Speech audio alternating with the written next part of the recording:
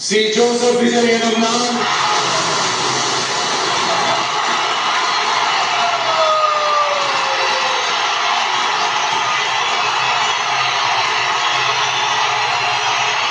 சட்டப்படி அமைக்கப்பெற்ற இந்திய அரசியல் அமைப்பின்பால் உண்மையான நம்பிக்கையும் மாறா பற்றும் கொண்டிருப்பேன் என்றும் இந்திய நாட்டின் ஒப்பில்லாத முழு முதல் ஆட்சியையும் ஒருமையையும் நிலை நிறுத்துவேன் என்றும் தமிழ்நாட்டு அரசின் முதலமைச்சராக உண்மையாகவும் உளச்சான்றின்படியும் என் கடமைகளை நிறைவேற்றுவேன் என்றும்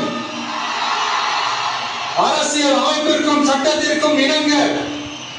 அச்சமும் ஒருதலை சார்பும் இன்றி விருப்பு வெறுப்பை விலக்கி பலதரப்பட்ட மக்கள் அனைவருக்கும் நேர்மையானதை செய்வேன் என்றும் ஆண்டவன்